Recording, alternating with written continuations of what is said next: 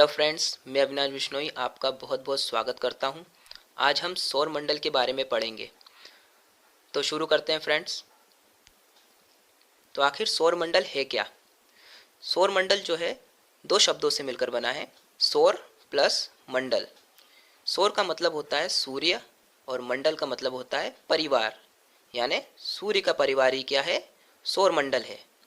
सूर्य और उसका परिक्रमण करने वाले ग्रहों, उपग्रहों, उल्काओं, शुद्ध ग्रह, पुच्छल तारों को संयुक्त रूप से सौर मंडल कहा जाता है। अब ये बात आती है कि परिक्रमण क्यों कर रहे हैं? तो परिक्रमण इसलिए कर रहे हैं क्योंकि सूर्य के पास जो है गुरुत्वाकर्षण शक्ति है। अब कुछ लोग कह रहे होंगे कि भाई ग्रहों में भी तो गुरुत्वाकर्षण शक्ति होती है। तो सूर्य का जो गुरुत्वाकर्षण शक्ति है वो अन्य जो खगोलीय पिंड हैं, जो ग्रह हैं, जो उपग्रह हैं, उनकी तुलना में ज़्यादा है। इस कारण जो है ये जो ग्रह उपग्रह हैं ये सूर्य की परिक्रमा कर रहे हैं। तो क्वेश्चन में आता है, कभी कभी प्रश्न आता है कि सौर मंडल में कौन कौन शामिल है। तो आप ध्यान रखना कि सौर मंडल में कौन कौन आता है। सूर्य आते हैं, ग्रह आते हैं, उपग्रह आते हैं, शुद्ध ग्रह आते हैं, उल्का आता है, धूमकेतु आते हैं और पुच्छल तारे। ये सब मिलकर क्या करते हैं? सौर मंडल का निर्माण करते हैं। अब हम बात करते हैं सूर्य की। ऐसे खगोलीय पिंड जो स्वयं ऊर्जा उत्पन्न करते हैं तारे कहलाते हैं। सूर्य एक तारा है जो नाभिकीय संलयन की अभिक्रिया से ऊर्जा उत्पन्न करता है। ग्रह, उपग्रह, शुद्ध ग्रह और अन्य खगोलीय पिंड सूर्य की परिक्रमा करते हैं और उससे प्रकाश प्राप्त करते हैं। सूर्य आकाशगंगा के केंद्र की परिक्रमा 25 करोड़ वर्ष में पूर्ण करता है। सूर्य की मंदाकिनी के केंद्र से दूरी 32,000 प्रकाश वर्ष है। सूर्य अपने अक्ष में पश्चिम से पूर्व दिशा की ओर घूर्णन करता है। सूर्य का औसत व्यास 1.392 इंटू 10⁶ किलोमीटर है। यदि हम बात करें सूर्य के केंद्र के तापमान की तो वो है 15 मिलियन डिग्री सेंटीग्रेड। और यदि हम उसके सतह की बात करें, सतह का तापमान कितना होगा, तो वो है 6000 डिग्री सेंटीग्रेड। तो ऐसा क्यों है कि सूर्य के केंद्र का तापमान ज़्यादा है सतह से? तो इसलिए ज़्यादा है क्योंकि जो नाभिकीय संलयन की जो अभिक्रिया है वो इसके केंद्र में होती है। इसके कारण जो है इसका तापमान ज़्यादा है सतह की तुलना में। अब हम बात करते हैं ग्रहों की। ऐसे खगोलीय पिंड जो सूर्य या हम कहें तारों की एक निश्चित पथ पर परिक्रमा करते हैं और प्रकाश के लिए सूर्य या तारों पर निर्भर होते हैं, ग्रह कहलाते हैं। तो ये ध्यान रखना कि ऐसे खगोलीय पिंड जो एक निश्चित पथ पे परिक्रमा करते हैं, यानी देखो सूर्य की जो है सभी परिक्रमा कर रहे हैं। हम बात करें उपग्रह भी कर रहे हैं, शुद्ध ग्रह भी कर रहे हैं, उल्का भी कर रहे हैं, ये सब जो है सूर्य की परिक्रमा कर रहे हैं। लेकिन ग्रह किसे कहेंगे हम? ग्रह हम उन्हें कहेंगे जो एक निश्चित पथ पर सूर्य की परिक्रमा कर रहे हैं, उन्हें हम क्या कहेंगे? ग्रह कहेंगे। तो अगर हम हमारे सौरमंडल की बात करें तो ग्रहों की संख्या कितनी है? 8 है। पहले इनकी संख्या जो है 9 हुआ करती थी, लेकिन 24 अगस्त 2006 को अंतर्राष्ट्रीय खगोलीय संघ द्वारा प्लूटो को ग्रहों की श्रेणी से हटा दिया गया। अब ऐसा क्यों हुआ कि भाई ग्रहों को, इस प्लूटो को जो है इस ग्रहों की श्रेणी से हटा दिया गया?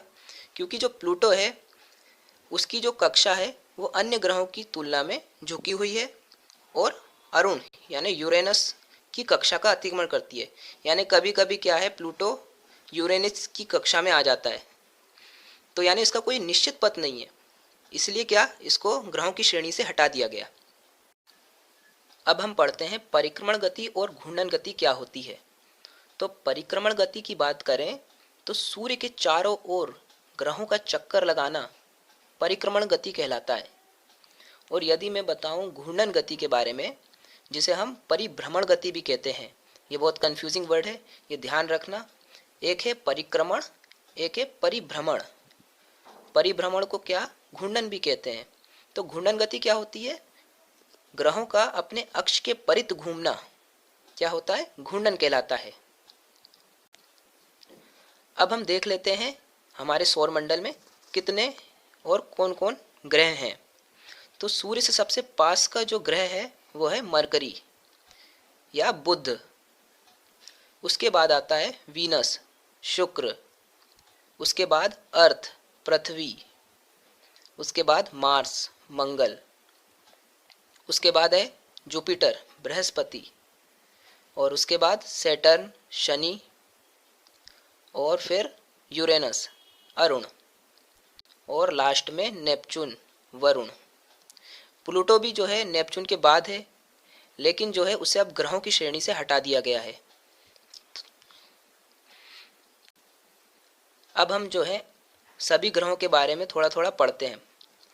बुध, बुध जो है सूर्य से सबसे नज़दीक का ग्रह है। ये सौर मंडल का प्लूटो के निष्कासन के बाद सबसे छोटा ग्रह है। जब प्लूटो था तब सबसे छोटा ग्रह जो था वो प्लूटो था, लेकिन प्लूटो को ग्रहों की श्रेणी से हटा दिया गया है, तो अब सबसे छोटा ग्रह बुध हो गया है। बुध का व्यास 4880 किलोमीटर है। बुध का तापांतर अन्य ग्रहों की तुलना में सर्वाधिक है। अब तापांतर क्या होता है? तापांतर मतलब अधिकतम तापमान और न्यूनतम तापमान का अंतर।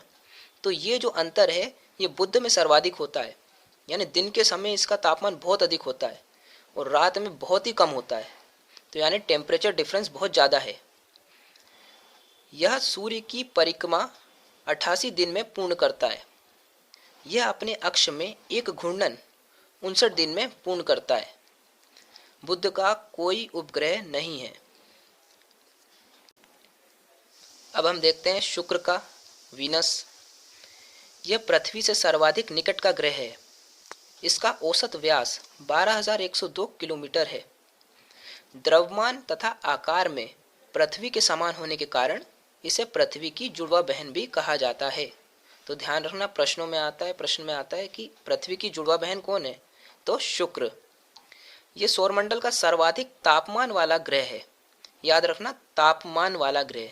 हमने अभी पीछे पढ़ा सबसे अधिक तापांतर किसका होता है? बुध का। और सबसे ज़्यादा तापमान किसका है? शुक्र का। तो आप सोच रहे होंगे कि बुध तो पास में है, तो सबसे ज़्यादा तापमान जो है बुध का होना चाहिए, तो आखिर शुक्र का तापमान ज़्यादा क्यों है? तो शुक्र का तापमान इसलिए ज़्यादा है क्योंकि वहाँ पर 95% CO2 होती है, जिसके कारण जो है जितनी भी सूर्य की किरणें आती हैं, जो CO2 है वो उसे अवशोषित कर लेती है, जिस कारण जो है वहाँ का तापमान जो है बुध की अपेक्षा ज़्यादा होता है। तो ध्यान रखना कि शुक्र का तापमान, अगर हम बात करें कि सर्वाधिक तापमान वाला ग्रह कौन सा है, तो शुक्र। और अगर क्वेश्चन आए सर्वाधिक तापांतर वाला ग्रह, तो बुध। शुक्र को सौरमंडल का सर्वाधिक चमकीला ग्रह कहते हैं।